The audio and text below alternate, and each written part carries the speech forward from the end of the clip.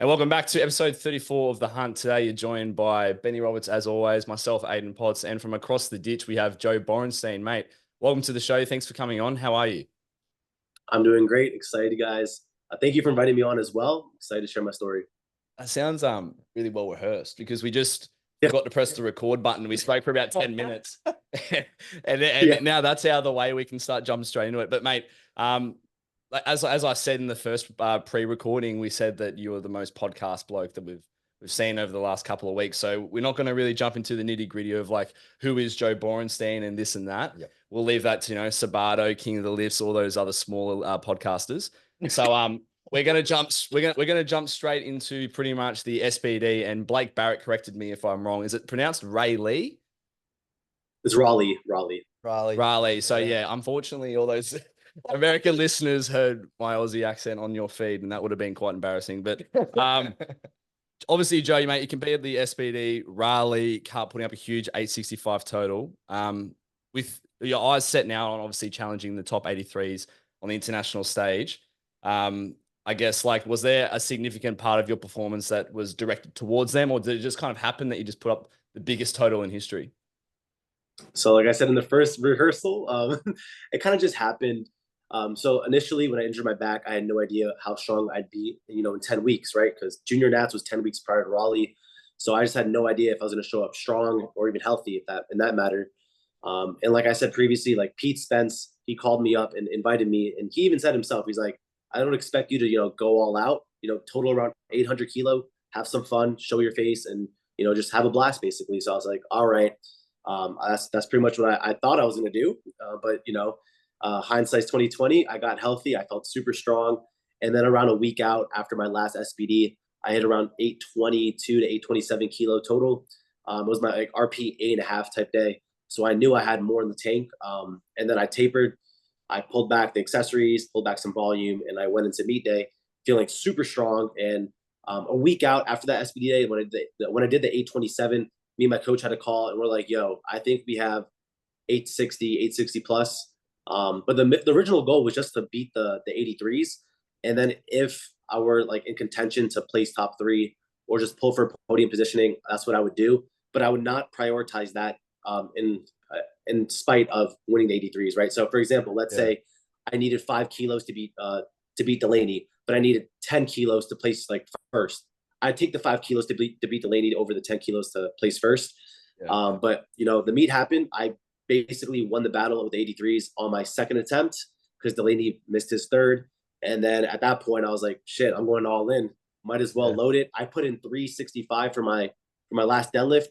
And then I saw Clemens dropped his 5 kilos. So I was like, okay, I'll just drop mine 5 kilos. So that's how I got the 360. And then I just chipped the percent. I don't know what the percent was. It was like 101 or I don't know. It was like down to the decimal point. It was that small. Yeah. But I had the last pull out of the podium finishers. So I pulled over Clemens, and then I think Devin Williams pulled after me to go into third. So it was a crazy day, and I did not expect that going into the prep, but history was made, and I'm happy with it. That's good, man. Like you mentioned a couple like really good points there. I think a lot of our viewers, listeners who are watching here in Australia, they're all really fascinated and hyperfixated on things like technique and programming. So one of the things that you mentioned was SBD days in your prep leading up to it. You mentioned you hit 822 2 weeks out. And obviously you had quite a substantial taper where you were able to add, 42.5 more kilos to your total, which is quite astounding. So in saying that, SBD days, are they regular in your program? Are they always like, primary SBD on the same day, like you're replicating a meet? And then second to that, are you always running a 2-week taper like a super heavyweight with those super heavyweight numbers? So I'll address the 2-week taper first. That's a little more easy and less nuanced. So in the past, I always ran 2-week tapers, right? Except for bench. Bench, I did my last RP9 single a week out, and then I'd have I just pull back my secondaries and drop accessories. But for squat and deadlift specifically, I hit my RP9 9.5 single 2 weeks out, and then the 1 week out mark, I hit around 90%. And after that, I just pull back accessories, drop my secondary days a bit, like in terms of volume and intensity. And I might reduce the constraint of those secondaries. So like I said, no pause, no tempo. So I can still have the exposure of the weight on my back while not, not having the intensity that those constraints bring. So I did that usually, but going into the Arnold, that was my first time where I actually felt like, oh, I'm lifting too much weight. And even with a 2 week taper, I just couldn't sustain like a 771 pull or a 750 pull. And then where that is like a 345, 350 kilo. I couldn't do that within 2 week spans. Like even if I tapered, even if I didn't lift, like there's no way I was able to handle that with my body. And I ended up hurting my back during the Arnold prep, which, inevitably kept my back feeling pretty sensitive and prone to injury. And that's how I re-injured it again at junior nationals. So at that point, I actually ran the 2 week taper into junior nationals again. So that was basically back-to-back meets where I'm like, oh shit, this 2 week taper is it's just too much for me. Like I just can't hit those RP 9.5s in the gym anymore. So this time around, I hit my RP 8.5 to 8 1 week out, and then I just tapered my secondary and my accessories, and I showed up to meet day feeling very strong. So going forward, I think that's the plan, because like you said, I do have primary SBDs, so my performance is very, very predictable from week to week. I've been running primary SBDs for the past, I think, like year and a half. So I have my primary bench, squat, deadlift all the same day. Even during volume phases, I'm doing sets of, like, for example, like right now, I have a set of 5 on squat, a set of 4 on bench, and a set of 5 on deadlift, all primaries. And I'm pushing that really hard right now. And by the time I get to deadlifts, I'm cooked. And I expect that, right? I'm somewhat of a deadlift specialist. My bench is pretty solid, but I pull 360 kilo and I bench like 210. So I think that in terms of like ratios and splits, I'm a little better off in the deadlift. Yep. So I'm okay with that being a little tanked. And I know if I can just grow my leg size, because my legs were the most lacking part as a 75, I was just too tall and I didn't have enough mass in my legs. So moving up, I was like, I need my legs to just grow, and I really don't care if my deadlift is hindered in the gym. Because if I go to meet day, I'm not doing squat back downs, right? I'm not having a 3x5, 3x6 on my on squat, and then I go into bench where I also have more back downs, and then deadlift. Like that's just not the case in the meet. So my deadlift, I don't really think tapers too hard. It's just not having, or it's the lack of having those back downs in meet that's causing the boost in performance on the deadlift itself. Also, one little caveat is that I have an 8-day taper. So I have primary SBDs on Friday, and then I have my meet day on Saturday, right? So to combat that, or to match the exposure almost, I'll push my secondary squat and deadlift, which is usually 2 days after. Now I push it 3 days after. So I have 3 full rest days to match that same exposure from the secondary to the primary. Because my secondary days, I have squat and deadlift as well. Like I squat and deadlift on the same days twice a week. So I have the primary and then I have the secondary. That's Tuesday and Friday. So instead, I push that Tuesday to Wednesday and then Wednesday to Saturday. Wait, no. I usually have Friday, Monday, and then I push Monday to Tuesday, Tuesday to Saturday to match the 3 days of rest. Hopefully that wasn't too confusing. So you fully rotate it like a conveyor belt. Yeah, I just move it everything. Like I shift it 1 day forward just so I have the extra rest day going to the secondary, those 3 days of rest from Friday to now Tuesday instead of Friday to Monday. And now I have, from Tuesday to Saturday is another 3 days of rest. So that's what I like to do for my I guess taper, having the extra rest day. Plus it allows me to bench every other day, because I usually bench 4 times within a 7-day period, but having the extra rest day allows me to bench 4 times in an 8-day period. And I feel strongest if I bench every other day. Like within a vacuum, I feel like I'd perform best having 3 days of rest between squat and deadlift, and then every other day benching as well. But, a week is 7 days, not 8 days. So I really can't map that out. And I mean, I could, but it would just make life pretty hard. And, I'd rather just live with that 7-day split and just save that extra rest day for the taper. Yeah. How tall are you, out of curiosity? Or what's your Lico rack height? I train on TSS. I think at meet day, it was 11 or 12. Okay. Right. Yeah, true. And you're in flats, right? Yes, I'm in flats. Yeah. Yeah, cool. Yeah. So like as well before, like you kind of mentioned that you'd ran like this 2-week taper strategy going into like the Arnold and then nationals, and then obviously having like a lesser like expectation type of comp, like it gave you the opportunity to obviously experiment a little more, because you were like sort of more open to like changing some variables so that you like could just see what happened, because you may not have been like having so much weight on your shoulders to perform at like, I don't know, like I need to total this or whatever. So I was thinking as well, like going into that meet, like from an athlete standpoint, because you're obviously like really clued on from like being like an elite level athlete, but then also like coaching yourself and like potentially like looking after athletes on comp day. it sounded like you were like really aware of like what was happening as the day unfolded, I suppose, and it didn't really align with like I suppose what you were expecting out of it during like your prep and everything.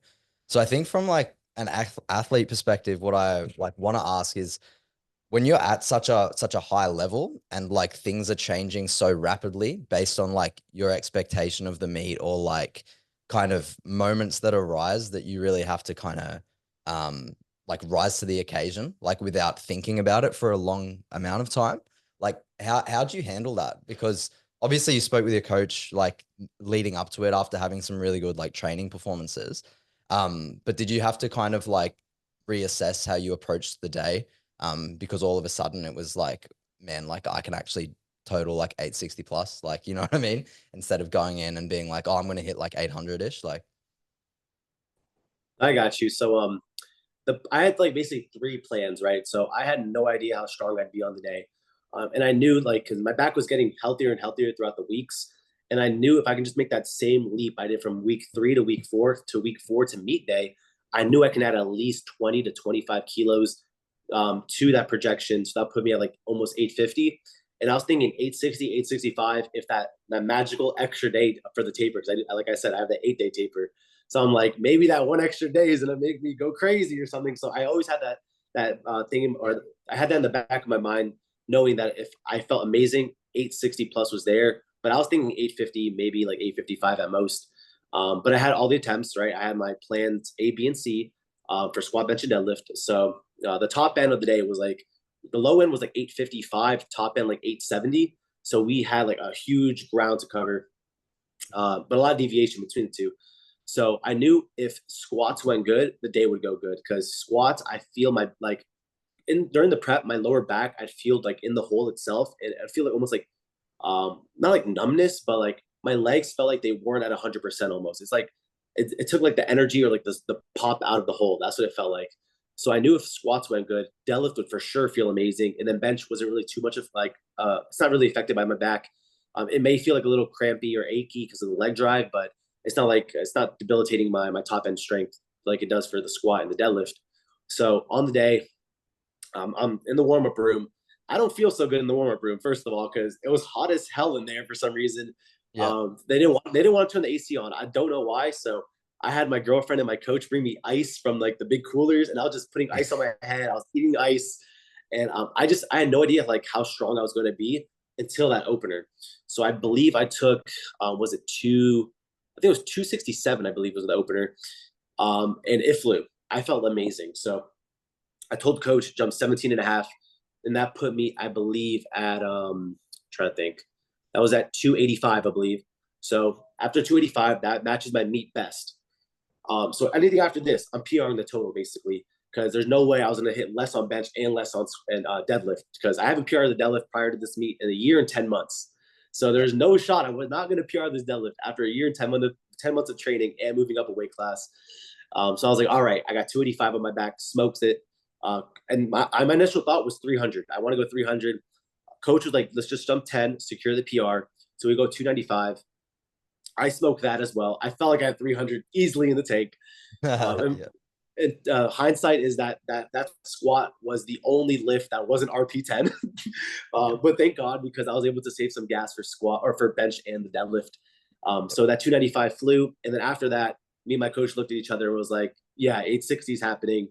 We're just going to go in, try to win the battle of the 83s. And like I said earlier, if first place or podium positioning is there for the taking, and it doesn't hinder my goal to win the 83s, then I'll pull for the win and try to, get that cash prize, because there was a little incentive to win. So yeah, like I said, it was just me changing my strategy and the plan, literally on the meet day itself and leading up to the meet. So yeah, that's pretty much what happened. And then bench, that felt good. I didn't feel too strong on bench because I was using a different bench pad. It was a Leico pad. I'm used to benching on TSS. So a little more firm, but the grip was good. And I didn't see too much of a drop off in strength. I still hit a PR with competition commands as well. And after a big squat like that. So I was pretty happy. And then deadlift, nothing to be said on deadlift. Like I pulled my opener, smoked it, jumps 20. I think I jumped 25, maybe 22. I smoked 340 after that, which was my meet best at the time. So after smoking 340, I knew I was able to pull whatever I needed on the day to place first. Cause like I said, I put in 365, not as a placeholder, not as a placeholder, but I thought I was going to need it until Clemens dropped his 5 kilos where I matched it. So I dropped my 5 kilos to cover that spread. And yeah, 360 was there. Felt amazing. Felt heavy for sure. I was a little nervous off the floor, but it came up, locked it out, and yeah, it was, the rest is history. Yeah. Sick. Yeah, it's awesome. Like you couldn't have asked for much of a better outcome. Hey, like everything just kind of aligned the way that it should have. So that's unreal, man. Yeah. Awesome. I was gonna say, when you mentioned that you hit your opener, or you 285, and you're like, mate, this is put 300, I'm good for it. Are you generally speaking, when you're doing your training in that, that Friday SBD day, if you hit your squats first up, is that generally a tell to the tale of how the rest of the day will plan out for you in your training? 100%. Yeah, like the squats will lead directly into the deadlift. Bench is sort of, it's like its own independent variable. Yeah. But like it could, like failing a squat or having a squat move shitty can affect my mentals, which in turn make my bench a little harder than it needs to. So just having that squat fly in training and feeling confident with my own ability to execute will for sure help my mental state, and that will in turn make bench a little better. And of course, deadlift. If your legs are not there or if your back's not there from squat, it's not going to be there on deadlift. So deadlift and squat correlate with each other directly, and then bench is its own thing that can be affected from the mentals of the squat. That's good. Yeah, like I think I can see where like your coach is coming from, where he just wants to take the 295 comp PR. It builds good momentum into your deadlift. And obviously, like at the end of the day, you've got data around like, okay, if we have an easy first squat on this SBD day on the Friday, we generally know how the rest of the day is going to play out. So yeah, I'm glad that worked out, because obviously it was amazing. But now moving on, you touched on when you answered Benny's question about how you did your previous competitions and the injuries that arose.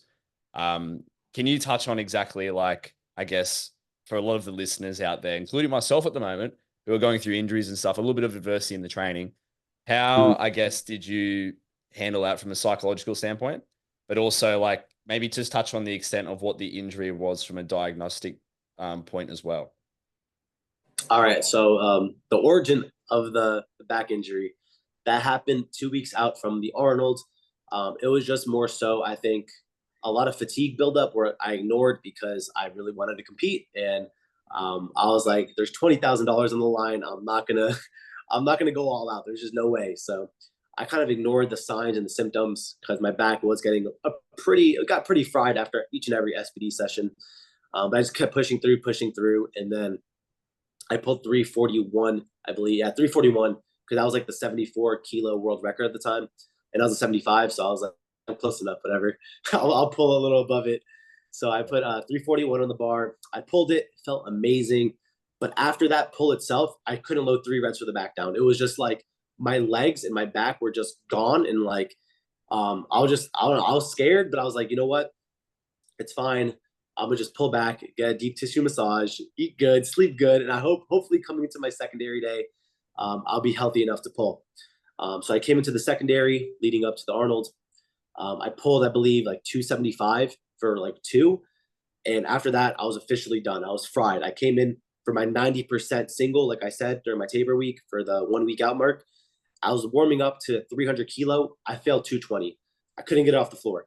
So I was like, okay, I'm done. Like I couldn't lift, or I couldn't deadlift. I could squat kind of, and bench wasn't affected, but I couldn't deadlift from basically that secondary at 13 days out all the way to meet day.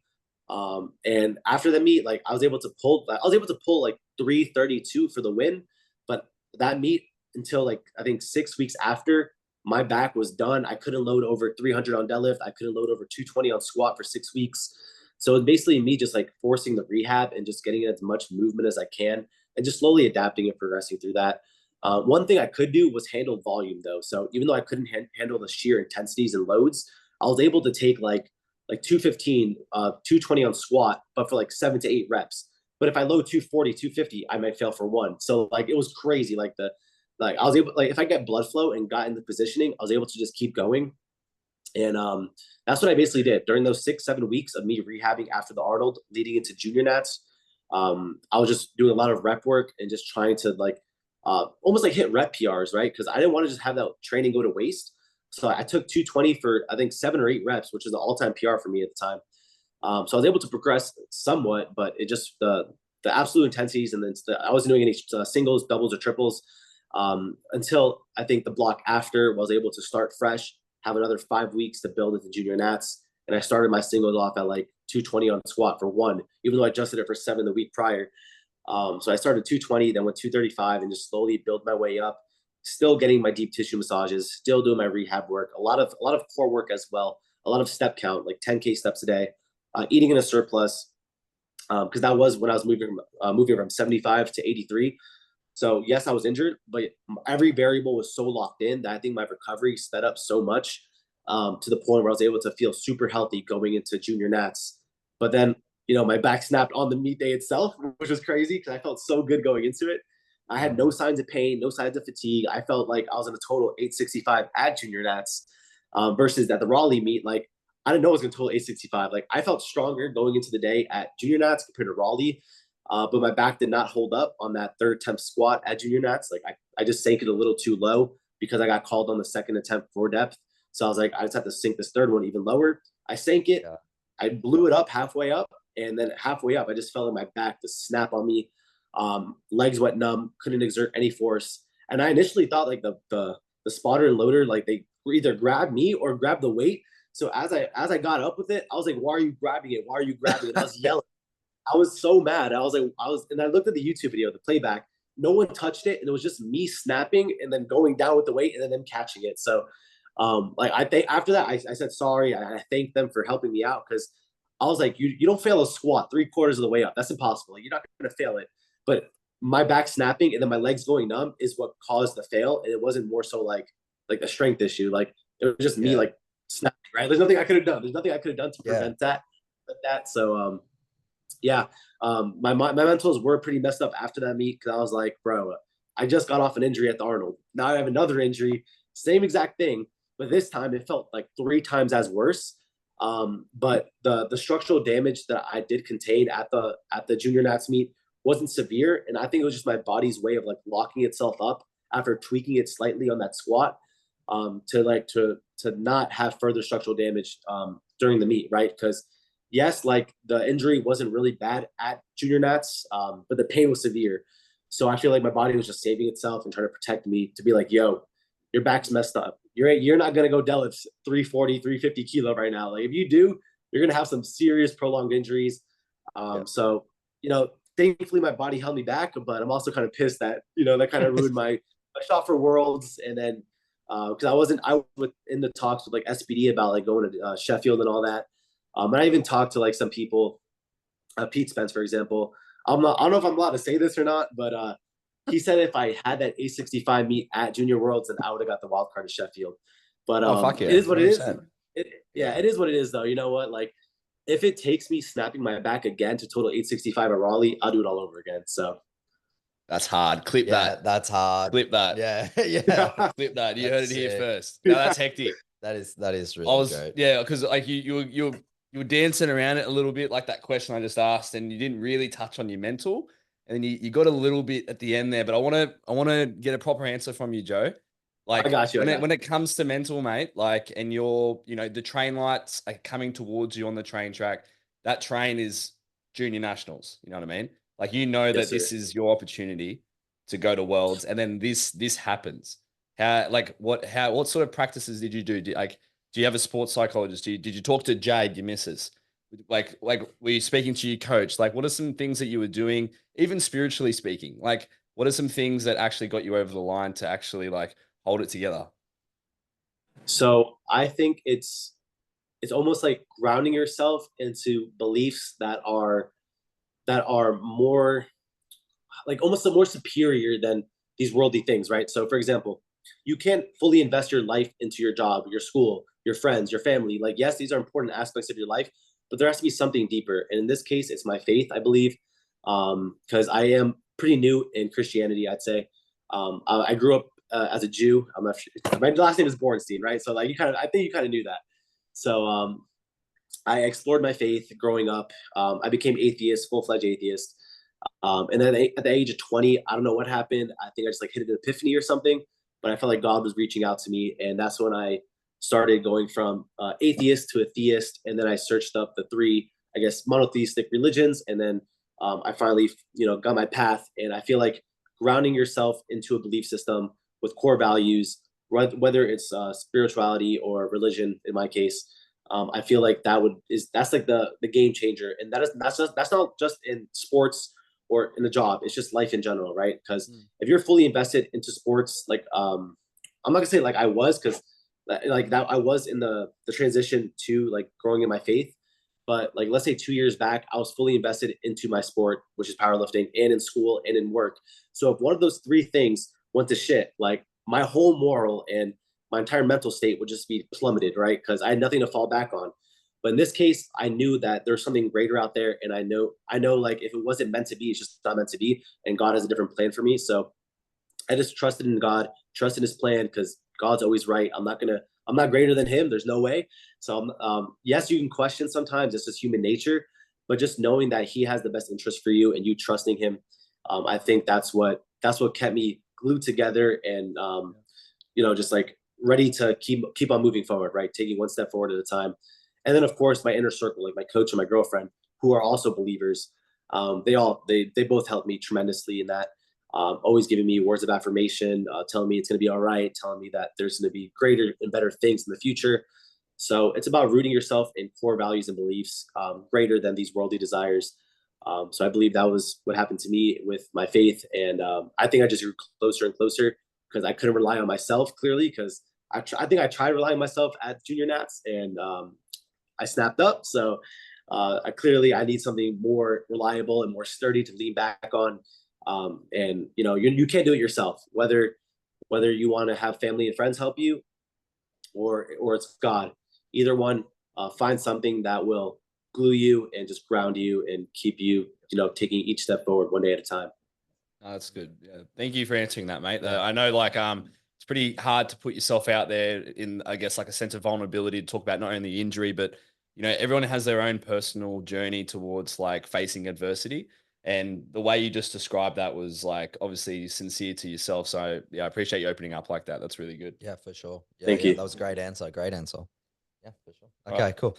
So are we ready to move on? Yeah, we'll move on, mate. Are Yeah, you happy to cool. move on? Are you happy with that, mate? Yes, sir. I am. Yes, sir. I am. Yeah, perfect. No, that's good.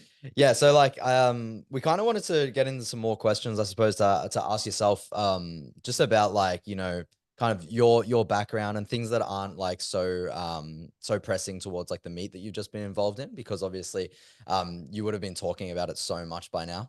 And Yeah. and then everyone's also heard everything and things like that. So we're gonna just do like a section that's just like more about Joe, like kind of getting to know you, whether that's through like just Aiden or myself or like, our viewers and things. So we've got a list of questions here to kind of run through. So the first one is, what was your first experience or memory of physical activity? Or did you play any sport or have any professional sporting aspirations before powerlifting? So my first physical activity, I think it was baseball at the age of, I think, 6 or 7. I started off playing like coach pitch, having the coach throw to you, you play in little league, you hit the little ball, run around, blah, blah, blah, like nothing serious. Right. Yep. But I progressed that into high school ball and like travel ball. And I played that all the way until I was 17. I had no aspirations to play pro because during those years of playing baseball, I found the gym and I found out I was just better at lifting weights, and I had more desire. I had more desire and passion for that. So I ended up quitting baseball during my senior year. Also because I decided to get a job, so I couldn't have 2 external after school activities. So I did that, but baseball was like the biggest thing growing up, and also taekwondo. I did some of that for like 3 to 4 years. I did some competitions as well. So yeah, martial arts and baseball were like the 2 biggest things. And then I used to play like recreational basketball as well. I had like a regular, I guess, city league I used to go to, and then also I used to play at the parks, like just regular pickup games. But obviously I'm not built for basketball. I'm only 5'8", 172 centimeters. So yeah, that wasn't my sport. But yeah, powerlifting that suits me quite well with my stature. Yeah, for sure. No, that's good. Are you were you a pitcher, mate, or a batter? So in baseball, there's obviously pitchers only, so POs, and then you have DHs, so designated hitters. But if you're a positional player, you play the field and you hit, right? So I played center field, so that was my main position, but also hit. So Yeah, that's pretty much how baseball works. Like, I mean, there could be designated hitters, like I said, and designated pitchers, but most of the time, if you play in the field, you're also going to hit as well.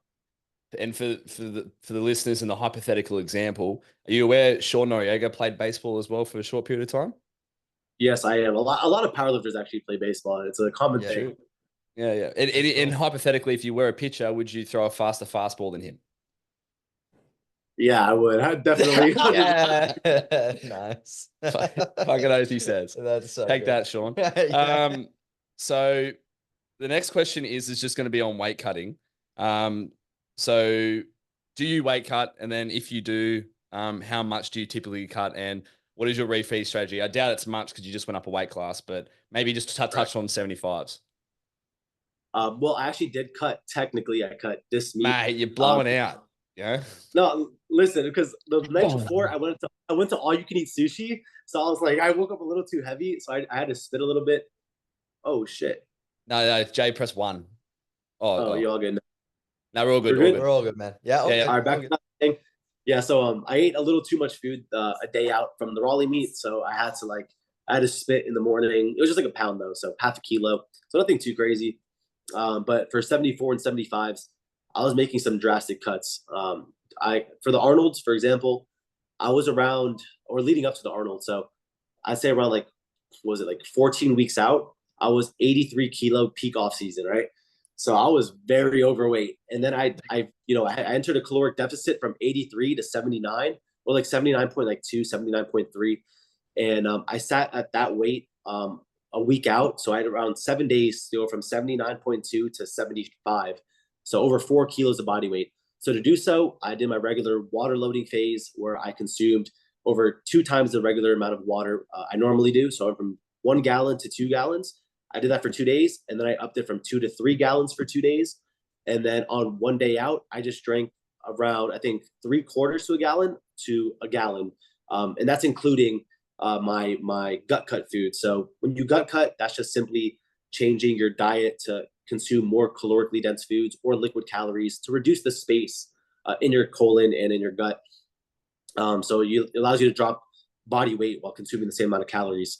So during the gut cut, you're having protein shakes, you're having milk, you're having juice. So that liquid has to be taken into account during the water loading phase as well. So yeah, I was cutting a lot of weight. I did, like I said, the water load. I did the gut cut. I took a laxative. Like I was shitting a lot. Wow, 1 day out. Yeah. And then I also fasted 17 hours prior to weigh-ins, and then 12-hour fast for the water prior to the weigh-ins.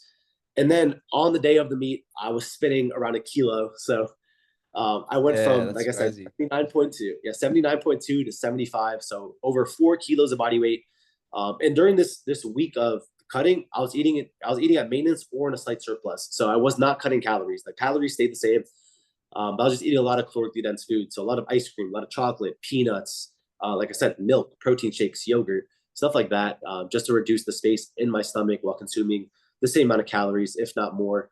So yeah, I was able to drop over 4 kilos.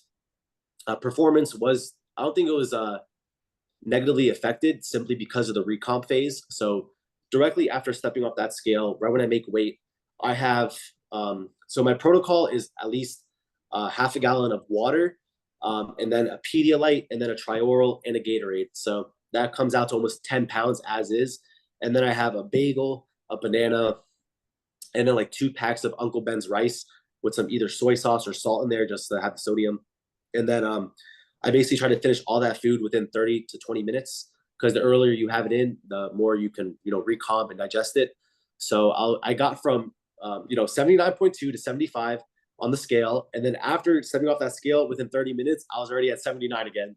So I recomped like way past, or I recomped past my starting weight almost, because after the 79.2 within 20 minutes, I'm still eating and drinking slightly. So I'm around like 80 to like 81 on the platform now, which was my normal training weight at the time. So yeah, it's a lot of food, a lot of water, a lot of liquids. But during that time of digestion, I also am taking a lot of steps just to like help to ease the digestion down a bit and speed things up. But yeah, like a lot of drastic cuts, you need a drastic recomp to match that, because if you're not going to recomp your way back up to training weight, you're going to have a pretty bad detriment to performance. So a lot of times people think you just have to recomp your weight back up to normal morning weight, but that's not the case. You have to go back to your training weight because you're not training on an empty stomach. You're not training fasted. You're training with food in you, which takes up space and weight. So yeah, you have to. I recomped over almost 6 kilos within those 2 hours after That's the weigh-in. crazy. Yeah, that's a lot. Sure. I Like, wanted to ask because you mentioned ice cream, mate. What's your favorite flavor of ice cream? Oh, favorite flavor. Like if you're walking down the aisle and you're like, right, I'm in for a 4-kilo weight cut, I'm going to be selecting cookie dough, or it has to be like some weird flavor. Like it can't just be some regular like chocolate. I took you for a mint chocolate chip type guy. No one except for you is a mint chocolate chip guy, bro. Mint chocolate chip, it's not bad. It's not bad. It gets too much hate. But I ain't buying that shit. Like that's all I'm saying. Like, yeah, facts. But like if it's the only, like, let's say I'm going out to eat, it's like the only dessert, I'll take it. You know what? Like I'm not gonna be too picky. We can share spoons, mate. That sounds good. Yeah. All right, I got you. Yeah. No, So that that question kind of really nicely segues into the next one. So having gone up a weight class recently yourself, what are some signs, generally speaking, which you would recommend an athlete to do so for themselves as well? Okay, so I think my case was a little more extreme into why I moved up. So to cut down to 75, I was making a 4-kilo cut, right? The reason being is because I could not diet my way closer to the class. I was already around 10% body fat. There's just no way I was going to make 75 by, in a caloric deficit. I would have to lose muscle mass. So if you're struggling to diet to within cutting range, because you're going to be losing actual muscle mass, then that's when I recommend moving up. And in my case, like I felt all the symptoms of low body fat. Like my libido was low. I felt like my recovery was slower. Things like my nails and hair were growing slower. It was crazy. Like my hormones they had to have been like at least not tanked entirely, but it was definitely lower. My test was not Pretty high. short, no man. way. Yeah, that's crazy. I mean? Yeah. So I think those are like clear-cut signs to move up, and that's what I did after. But like if you're struggling to make progress, if you just feel like underfed, if you're hungry all the time, like I don't know, in my case, to stay full, I'd have like 0-calorie soda. I was making like I don't know if you know what this is. It's called Crystal Light. It's like a sweetener for your water. It's 0 calories, by the way.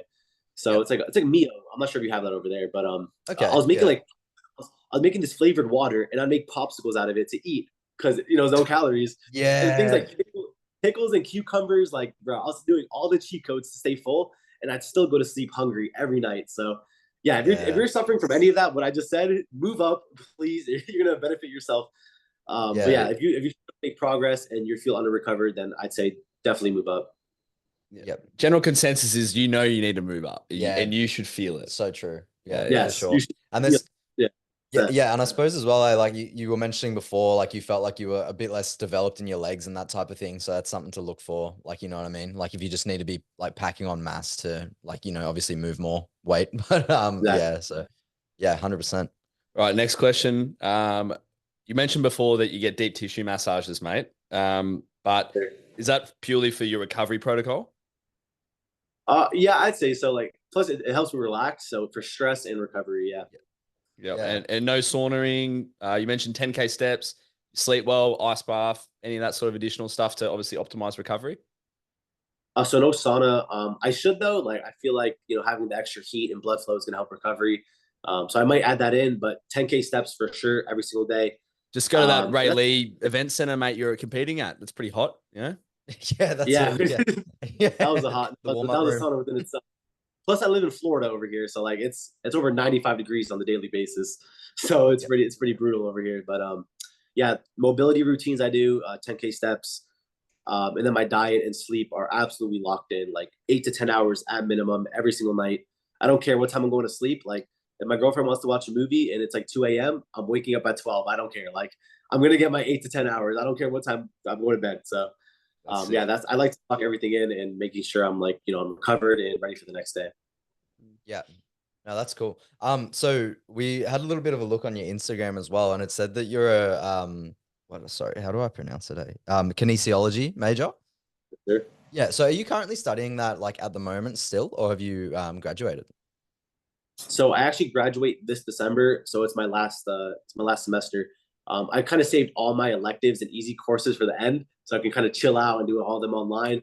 But yeah, that's what I'm studying. I've been doing it for the last, I think, 2.5 years. And yeah, I love it. I'm very fascinated about the human body and anatomy and strength training. I'm a power lifter, right? This is my job. Yeah. So it was like a perfect pathway. And I'm blessed enough to have it's something called Bright Futures over here in America. It's where Yep. you kind of invest into your college fund when you're like a little kid. Yep. So you don't got to pay the tuition for like later down the line. So my grandma, she put the money down when I was very little, like I was talking about like 1 or 2 years old, right? So it was college back then or university back then was dirt cheap. So I'm blessed enough to do that. So I didn't want to leave that opportunity up for granted. So I'm doing my degree. I'm not going to use it for like anything different. I'm still going to be coaching and powerlifting. So like, yes, it may feel like it could be useless, but it's my passion. I love learning. So I'm just using it as more of like another tool in my repertoire to like add more like validity to my name and to my coaching. Absolutely. Yeah, no, that makes like a lot of sense. That's good. So, I suppose like you kind of answered this part of the question, but like, how did you like find like that to major in or get into as a means of like further study? Is it directly just from being interested in powerlifting and coaching, and just finding something that aligns with that, or did you kind of fall into it like I don't know, like in a different way? I think it all started when I was I always been fascinated about the body, right? So growing up, I used to watch like World's Strongest Man. I even like used to watch movies like Rocky, for example, and just like seeing a shredded ass dude. And I'm like, Yeah. bro, there's like I need to look like this growing up. So I was always fascinated about like the human body and what's like its top capabilities and potentials were. Going into baseball, I was trying to like lift weights, get stronger, bigger, faster. And then that's what got me hooked up to the weights, and that kind of like almost like fanned the fire of my passion for lifting and the human body.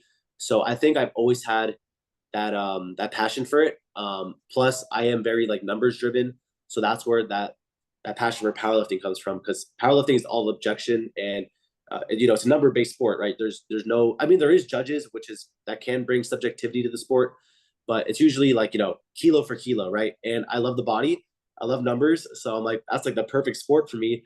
Yeah. So I think the passion was always there to learn about kinesiology, but having powerlifting and strength training in my adolescent years for baseball, I think that's what truly sparked it, because I had no idea what I was gonna do. It was either like finance because I like the money and I like numbers, or it was powerlifting and kinesiology. And I was like, well, finance is only one of my passions, which is numbers, but powerlifting and kinesiology is kind of like both of my passions, numbers and the body. So I was like, it's like the perfect segue for me. Yeah, no, that's really good. No, that's great. Yeah, for sure. And like during your time of studying, and obviously like working as a coach, like you, like, I don't know what your like work hours look like with that, but did you find it hard, like obviously trying to balance being like an elite level athlete, like full-time study and potentially full-time work? At the start, only yes, because I was working two other jobs in person. Um, Yep. but as my athletic career got, bigger and stronger, and as I just became, more mature, my clientele started increasing, so I didn't have to work those other jobs. So as I went through college and the work got more and more severe, I was able to like allocate that extra time to school. So I was never like bombarded too much with school and work at the same time, because the way I transitioned from having those two jobs with easier courses I was taking to not having those two jobs to doing more coaching and having harder courses. It was like a perfectly smooth transition for me. So and I don't think I was like, for sure you still have to allocate your time properly and time manage, but if you do that properly, I think all of it is possible actually. Yeah, no, that's good. Easy. Cool. I want to touch on the finance money side of things, mate. So I also like money. But if for example, mate, you happen to be at Sheffield and you happen to win all this money, what are you doing with it? Investing right away. That's Oh, what I here did we anyway. go. Hit us with your 1, 2. Where you investing? Well, I like to diversify my portfolio. So, like for example, when I won that 20K, I invested into like a CD, then stocks, then crypto, and then a little bit for options trading at the side with a little more risk. So, Ostrich training. yeah, option trading, yeah. Ostrich. Wait, Did I hear that I right? don't think you No, said ostrich, bro. options, options. Ostrich, no, Oh, yo. Bro, Yo, you know what an ostrich is, right? that's where you're at. Yeah. Okay, I know. Bro, I had to just confirm Big that. flightless bird. The big flightless birds, Yeah. mate. That sounds awesome. yeah, I know what it is. Well, like you're not only investing in the birds, but the eggs that they hold as well. You know, so good investment. A lot of protein in the eggs. They're huge, I heard. They're Yeah, huge. yeah. Great No. ROI. Oh No, all right, my we'll God. move on to the next one. So I actually had a bit of a deep dive on your open powerlifting, and sometimes open powerlifting gets it wrong. But correct me, mate. Have you been competing since you were 15 years old? Yeah, that's correct. 15. Yeah, that's wild. So many people, including juniors here at HPC, they tend to compare their like first or second, third year even to like someone's, ninth, right? And you've been doing this for over 6 years now, coming into your seventh year, and your first Yep. total that you put up was 462.5, and obviously you just hit 865, so quite a pretty good improvement. But good. was there a distinctive moment in your journey where like something changed for you as a powerlifter that like, okay, this is what gets me stronger, like your system? Was there any sort of systemic change to your progress that really, I guess, identified what sort of stride to take after the next? I think initially it was just learning how to like lift and power lift because during my first 2 years of lifting, I totaled, I believe, 640 kilo at 74. I think I was like 16 or 17. And I was doing that like not knowing shit about lifting, right? Like I used to go into the gym, I PR'd whenever I wanted. If I failed the PR, I used to punish myself by doing like 10 sets of failure on that lift. Like it was crazy. So I didn't know what I was doing at the time. But then I met my coach, my buddy Luke, and ever since then, like he's taught me like what powerlifting was, and he kind of opened the door for me to have my like own research into the field, and that's how I learned and became a coach myself. But I don't think there was any like direct, but besides me picking up Luke as my coach, I don't think there's any other direct correlation to like my boost in performance because everything throughout the years has changed and been fine tuned for my liking. So let's say, for example, I went from 3 times to 4 times a week benching. That sparked my bench, and then I went from 2 times to 3 times a week squatting. That sparked my squat, and then I went from 3 times back to 2 times a week squatting, and that sparked my squat again. So like, there's so many little things that give and take throughout the years that help me progress. Also, things like not working those 2 jobs. I was waking up at 6 in the morning to get to these jobs, so I was having 3 to 4 hours of sleep, and my recovery was dog shit. But I was totaling 700. So when I went to not have those jobs, I totaled 800. And now when I start having only my coaching business and only worrying about school, that's when I really progressed again. Like there was never like an exact point where I flipped the switch. It was multiple little switches throughout the years that caused me to be where I'm at now.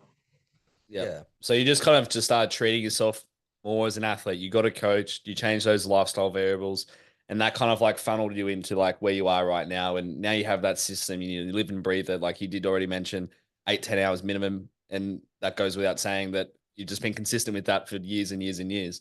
So really there hasn't been like a distinctive moment. It's just that you've just become a bit more of an elite powerlifter, right? Exactly. Just like you said, funneling my way from all these variables down here to just slowly fine tuning all the way to the top. Yep. That's awesome. No, that's good, mate. No, cool. Yeah, that's good. And obviously, like off the back of that as well, like you've been doing like powerlifting for quite a long time now, right? But you're still like relatively like really young, like obviously like still being a junior and everything like that.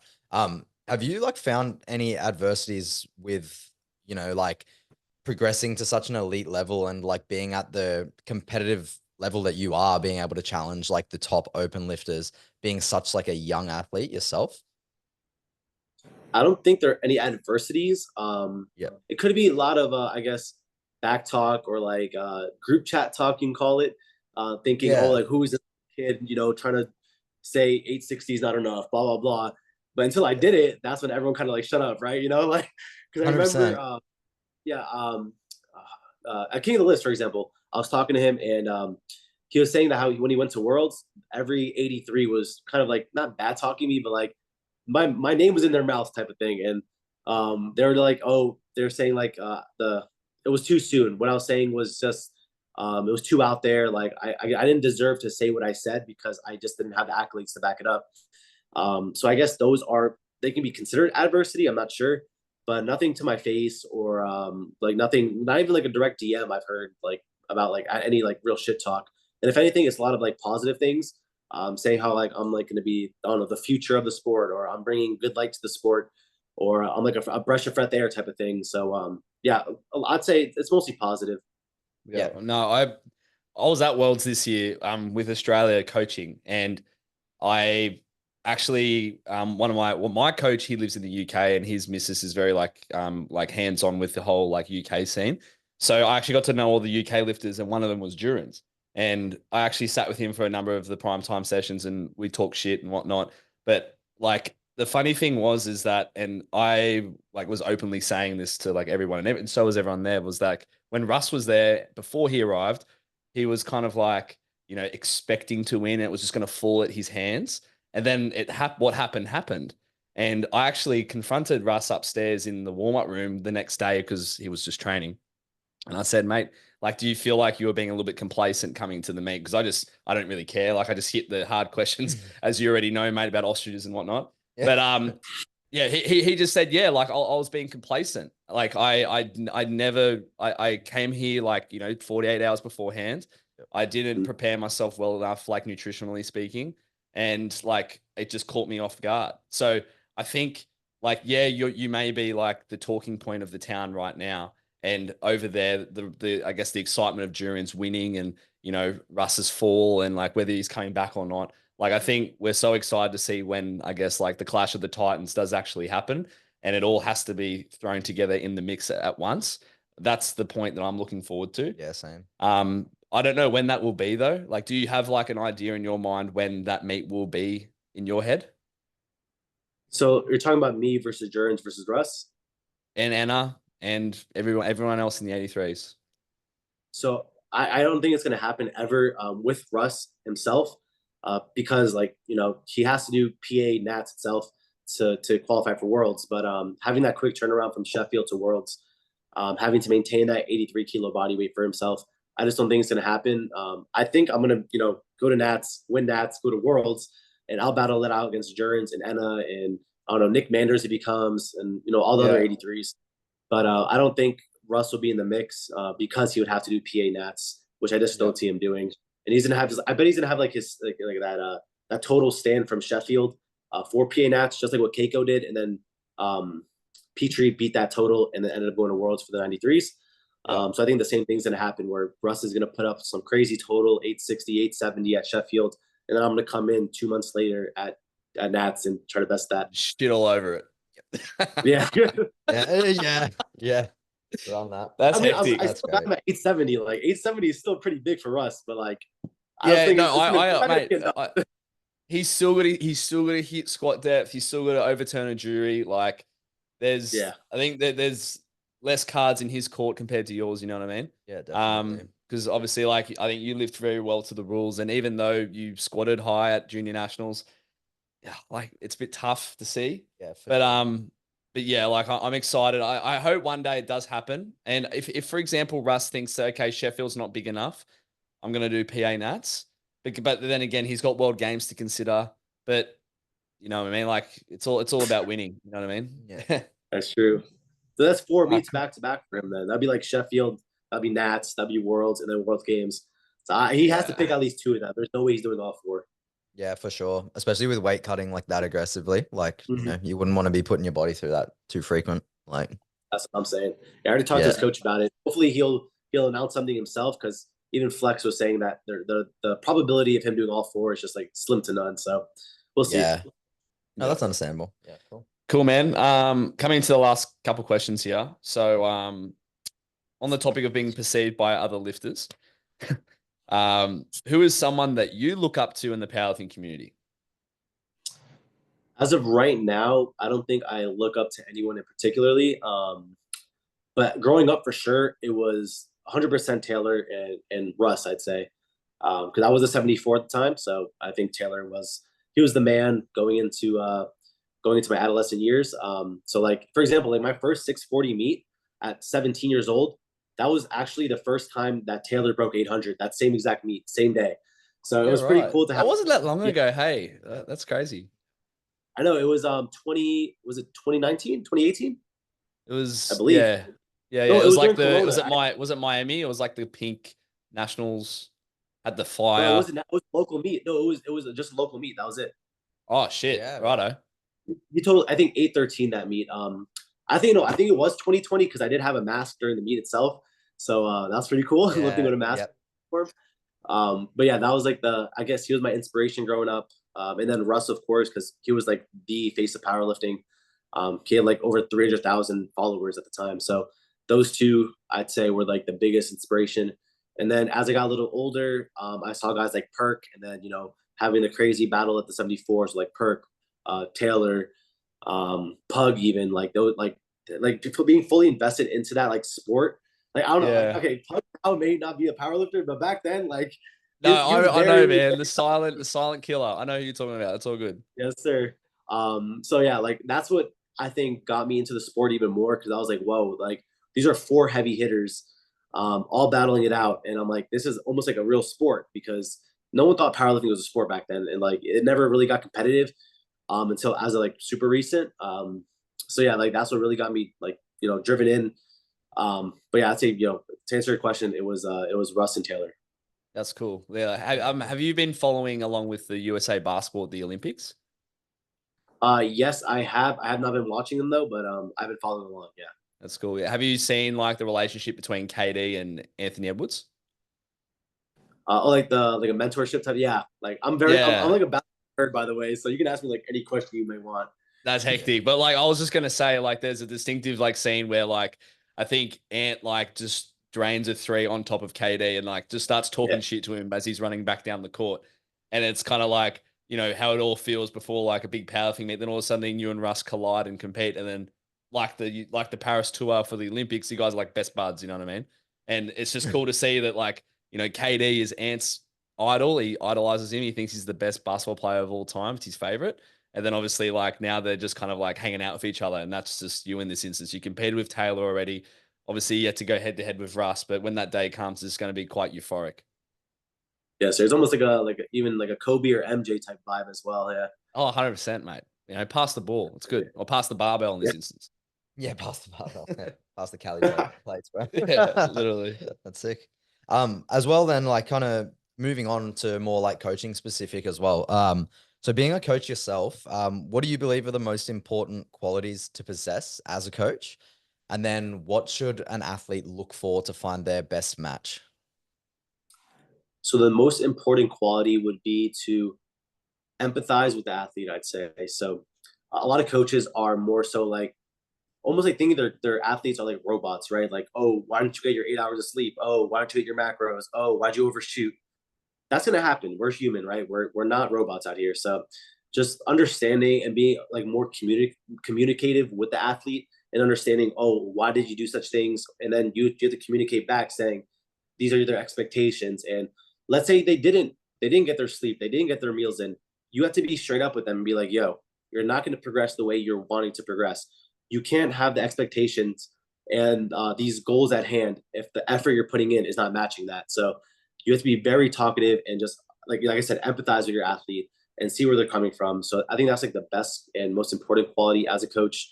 And then for an athlete, to find your favorite or most compatible coach, just not soul search, but like ask around. Just don't have your heart and your mind dedicated to one dude. Have a couple of consultations. See who you vibe with. See what philosophies you agree with and what you don't agree with. Always ask questions and concerns during that interviewing process, right? And if the coach doesn't want an interview process, then he's not the one, right? You need to test the waters out initially. And let's say after a month or 2 months, you just don't like the way he's responding or talking to you. Nothing to do with programming or the way you're progressing, right? It's just the way he carries himself. If you're not liking it within a month or two, then you tell him that, you drop him, and then try to find someone else. But I usually like to say that athletes should always give their coaches ample amount of time to see what works and what doesn't on them. But you always have to match their character and their effort as well. So if you're not liking that off the bat, like if you don't think their communication is good off the bat, then that's something that you have to nip off the butt right then and there, and cut their relationship off. But yeah, I think programming is the easiest part of coaching. Everyone knows how to program to an extent, right? That's not hard, but it's the little things that really matter, and those are the things that athletes should be looking for. Because you may want the biggest name coach out there, but if he's not responding to you in time, if he's not updating your program, if he's not filling in the weight ranges, if he's not critiquing your lifts, then it doesn't really matter how smart he is if he can't really apply the knowledge and give it to you and communicate that with you. Yeah, definitely. Hit the nail on the head. That's Yeah. great. Yeah. There was this like big phase especially during COVID, when like obviously like face-to-face education or like face-to-face value in coaching was kind of like weaning off, and online became quite big during 2020, 2021. And a lot of people did these educational courses and they learned a lot about programming, biomechanics, functional anatomy, all these sorts of like nuts and crannies of what makes a good coach. But as you said, the application of that sort of stuff, like that's what it really comes down to at the end of the day. If you can't apply the stuff that you've learned in practice, then I guess like you're not really that, I guess, all in one sized coach that fits all. So I think you nailed it on the head there. Now, mate, we're going to move on to our next segment, which is going to be, it's called properly rated, underrated, or overrated. Now, All right. we do it at the end of every single podcast, so we're coming to the end, but Benny's going to give you basically a topic and you've got to decide within 5 seconds whether you underrate it, you properly rate it, or you think it's overrated. All right. And then we'll have a discussion about it. And then I'll give my one. Okay. So Benny, you want to kick us off? Cool. So my one is invitational meets. Overrated. Hey, I love that. We love that here. It's good. Yeah. Wait, I put money on it, mate, that you thought it was overrated. So I'm very happy you said that. Why do you think invitational meets overrated? Because at least in the States, there's just so many invitational meets. I've gotten invited to at least 10 or more. So it really doesn't matter if it's an invite only meet or a dot space only meet. You got to have you have to have the big names there. Like I've seen invite meets with like people I don't even know or people I've never even heard of. So just because you get invited personally by the meet director, it doesn't really mean much. I think the athletes make the meet itself. So if you're on a good roster, then it's going to be a good meet. If you're on a no-name roster and you got invited, it doesn't really matter. 100%, mate. You just said it perfectly. The athletes make the meet. It doesn't matter who you are. Yeah, definitely. It just matters about the collective of people that you have competing. And and I guess also, mate, as you said before, money talks, So, if people try and make money, those ostriches stocks are going to fucking go through the roof. Yeah, that's it. No, that's good. All right. My one, okay, is hiding your training on social media. 100% overrated. That's stupid. It's stupid. I hate when people do that. If you're a professional powerlifter or a world-class lifter, like post your training. It makes the sport better. It helps expand and it brings new eyes to like you as a person and to the sport itself. Plus, like we're gonna know based off your openers, right? Like you're basically just hiding training just for either us to be super excited when we see the opener or super let down because you're stronger than we think. So it doesn't really affect me. Yeah. I'm going to be you hiding the training isn't going to make me stronger or weaker. So why do it? So it doesn't matter. 100%. That's good. And from a coach standpoint, let's put your coach hat on for a second. If you had a lifter that, for example, like could win in a national meet to go to worlds, would you think like, okay, like maybe just hide a top set here and there, just so we have the element of, I guess, excitement when it comes into the meet, just so like people would catch people off guard? Do you kind of recommend that with your athletes at all, or do you don't really care? Maybe. Okay. So if I backtrack a bit, the only time there is a benefit I'd say would be if you are the last puller and you hide your last deadlift single. That is it. Yep. Besides that, there's no other advantage because like I said, you're going to be able to see what they're putting up on the meet day itself with their openers. But let's say let's say you're injured, for example, but you have a huge deadlift. You can kind of like bluff your way on those deadlift attempts and hopefully they overreach and, end up missing an attempt. But besides that, like, unless my athlete is, like I said, injured with a huge deadlift that he previously had, and we know we can't mimic that, then that's the only time I would probably like hide that last deadlift single just to show him that we're not that weak. So, yeah, no, that's good. Nah, cool, man. Well, that feels like it went really quick. We technically do 2 episodes, but yeah. We got the preview. Yeah, we stuffed up with the recording at the start. But mate, It's been a pleasure, not a chore, to have you on today. I really like Benny and I really appreciate your time, and we hope to have another episode maybe soon down the track. Hopefully, it's after another momentous meet when you hit 900 eventually. But mate, take care of yourself, and yeah, we'll see you next time. Thank you guys for having me on. I'll see you guys. Awesome. Thanks.